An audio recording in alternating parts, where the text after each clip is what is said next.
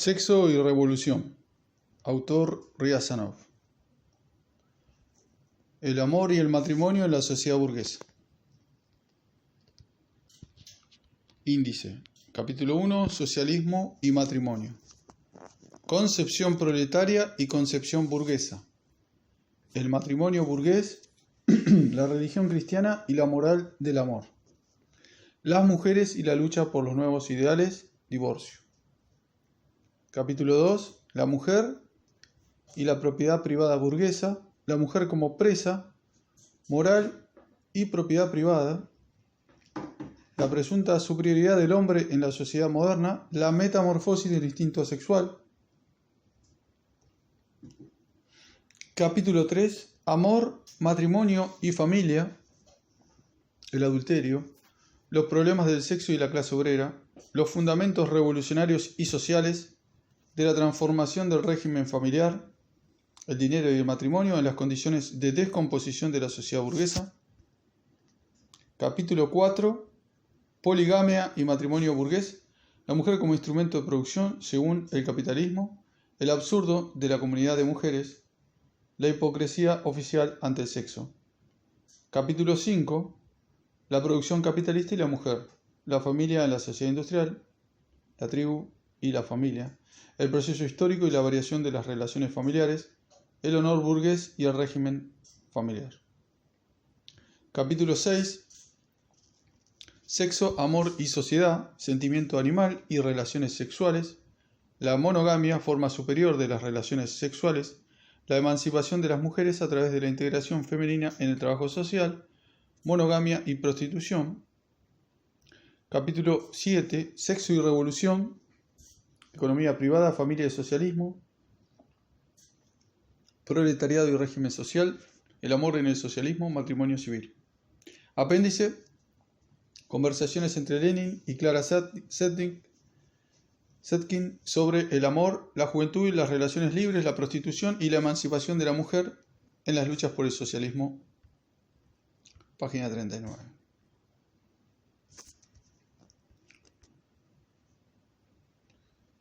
Uno. El programa del socialismo científico, en lo que concierne al matrimonio, está expuesto por primera vez en el Manifiesto Comunista. La concepción proletaria del mundo es opuesta a la concepción burguesa. Desde el punto de vista proletario, los fundamentos de la sociedad burguesa, comprendido matrimonio y familia, son criticados en este manifiesto. Marx y Engels cuentan con antecesores en esta crítica. No han sido los creadores de un nuevo sistema. No lo han sacado de la nada, ni lo han encontrado en el fondo de su inteligencia, sino que se han apoyado en las ideas de los socialistas y comunistas, sus predecesores, en particular de los grandes utopistas como Saint-Simon, Fourier, Owen, y en las de los comunistas materialistas franceses. Las obras y folletos de estos pensadores y de sus émulos presentan una crítica tan detallada de la vieja familia burguesa y del matrimonio fundado en el derecho de propiedad privada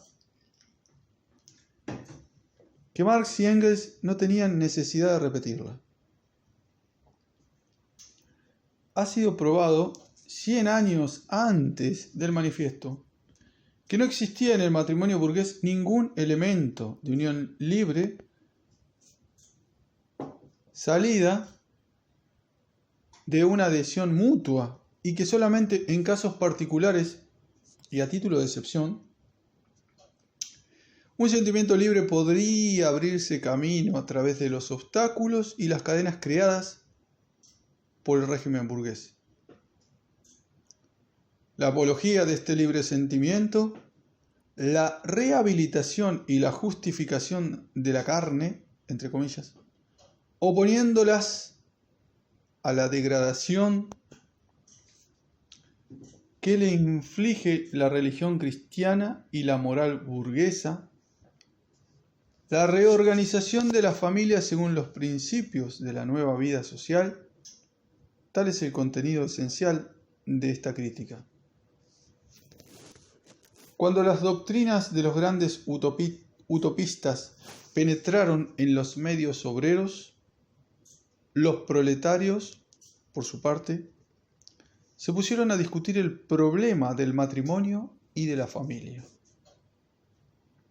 Antes de exponer las ideas que Marx y Engels defendieron, después de haber tomado contacto con los medios proletarios, estudiemos la evolución de las ideas de Marx y Engels en su periodo presocialista.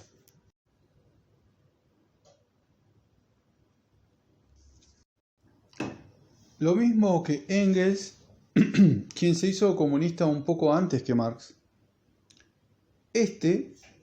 como todos los intelectuales alemanes, debía sufrir la influencia de ciertas ideas utópicas en la época en que no era más que un demócrata político. Los alemanes avanzados, en particular los representantes de la joven Alemania, estaban ya muy influenciados por las doctrinas saint-simonianas en lo concerniente a la emancipación de las mujeres. En la primera mitad de la tercera década del siglo XIX. Los que conocen la literatura rusa de 1840 no ignoran el poder que ejercían estas doctrinas sobre los mejores representantes de nuestros intelectuales liberales antes de hacerse socialistas más o menos consecuentes. No solamente los jóvenes hegelianos rusos, sino también los alemanes, no podían admitir las doctrinas de su maestro, según las cuales el hombre poseería una esfera propia de actividad, funciones de Estado, de sabio y otras, mientras que la tarea de la mujer residía en el culto de la familia y el matrimonio presentaría uno de los principios absolutos sobre los cuales sería fundada toda la vida social.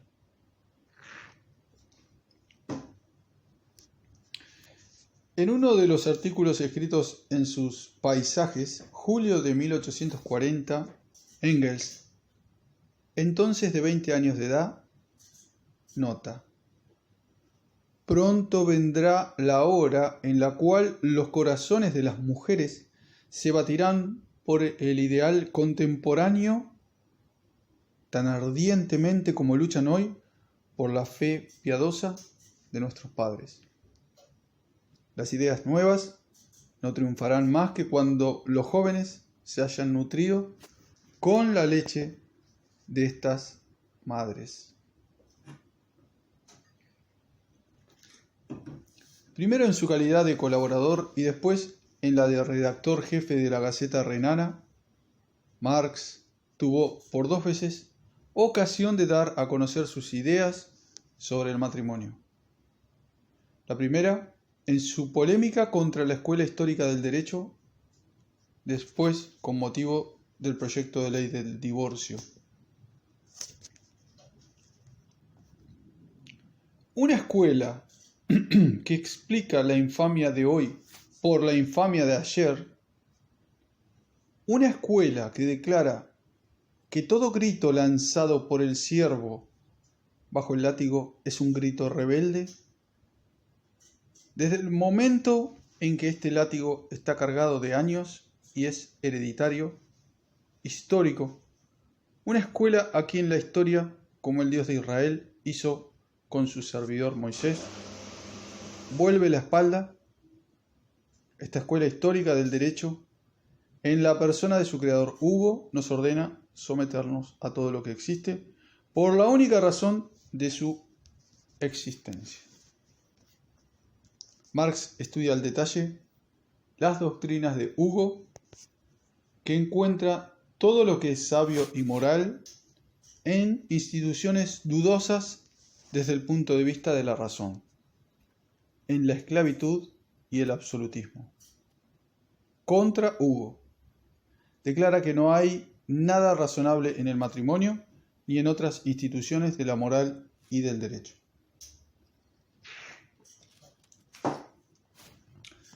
Últimamente hemos sabido que la censura había suprimido un capítulo de este artículo, el capítulo sobre el matrimonio.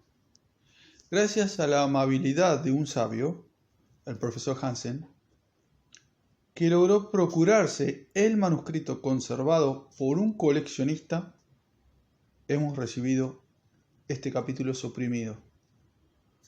Hugo encuentra que el matrimonio estaba considerado a menudo como una institución más razonable de cómo aparecía a la luz de un estudio profundo. Es verdad, añade Marx, que Hugo se place en constatar que el matrimonio satisface el instinto sexual.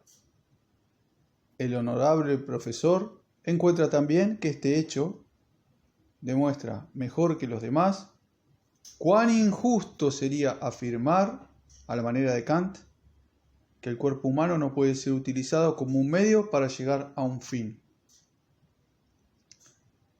Pero la santificación del deseo sexual, por su carácter excepcional, hace notar Marx, su encadenamiento por las normas legales, su belleza moral, que transforma el instinto de la naturaleza en una unión espiritual, la esencia espiritual del matrimonio, todo inspira a Hugo grandes inquietudes. Con el fin de caracterizar mejor la impudencia frívola del honorable profesor, Marx cita el pasaje siguiente. Más prudente aún es la segunda condición, según la cual está prohibido satisfacer el instinto sexual fuera del matrimonio. La naturaleza animal del hombre se opone a esta prohibición. Su naturaleza intelectual protesta todavía con más vehemencia porque, adivinadlo, porque el hombre deberá ser casi omnisciente a fin de prever el resultado, porque proponerse satisfacer solo uno de los más potentes deseos en los casos en que se puede hacerlo, con la ayuda de otro individuo determinado, esto significa tentar a la providencia. De aquí resulta que la escuela histórica del derecho, por muy vieja que sea, va de acuerdo en sus declaraciones con las de algunos jóvenes comunistas adversarios de el honor estampillado de los esposos y esposas. El creador de la escuela histórica del derecho no veía más que el lado animal de las relaciones entre los humanos y no contemplaba más que el reverso del proceso histórico. Del mismo modo, nuestros tirses de hoy día, que conducen al asalto los regimientos de corazones y ojos para conquistar el derecho de amar, no hacen más que charlar, en prosa rimada o no, sobre la cultura proletaria. En realidad no contemplan más que el reverso del proletariado. Según Hugo, el matrimonio tiene también sus desventajas desde el punto de vista del orden social. Impone una tarea insoluble a la policía de las costumbres. En general, según él, el matrimonio es una institución imperfecta. Las cuestiones de la poligamia y de la monogamia son resueltas por la naturaleza animal del hombre. Ved, termina Marx, en qué escuela hace la juventud alemana sus estudios. En su artículo titulado El proyecto de ley sobre el divorcio, Marx nos revela todos los defectos y todas las contradicciones del proyecto prusiano elaborado en julio de 1842. Hace notar, entre otras cosas, que el matrimonio no está considerado por la ley como una institución moral, sino como una institución religiosa y eclesiástica, y que por consecuencia la esencia laica del matrimonio es descuidada. Si la ley no puede decretar la moralidad, tampoco puede sancionar jurídicamente la amoralidad. Si el matrimonio no fuese el fundamento de la familia, sería tan poco objeto de legislación como, por ejemplo, la amistad. A nadie se le fuerza a contraer un matrimonio, pero todos deben someterse a las leyes a él concernientes desde el momento en que se han casado. El hombre que se casa no crea ni inventa el matrimonio. Lo crea y lo inventa tanto como un hombre que nada inventa la naturaleza y las leyes hidráulicas y de la gravedad. Esto resulta porque el matrimonio no sabría obedecer al arbitrio del hombre. Por el contrario, éste debe estar sometido a aquel. Pero el matrimonio es indisoluble y los esposos deben permanecer fieles el uno con respecto al otro hasta la muerte. ¿El divorcio es admisible? Según Marx, la doctrina hegeliana, en lo que concierne a estas, no puede mantenerse. Hegel declara: en sí, como concepto, el matrimonio es indisoluble solamente en idea. Pero este hecho no es propio solamente del matrimonio. Todas las relaciones morales son indisolubles en su concepto, lo que podría ser constatado si se supiese que son verdaderas. Un estado verdadero, un matrimonio verdadero, una amistad verdadera, son indisolubles. Pero ningún estado, ningún matrimonio, ninguna amistad responden a su concepto.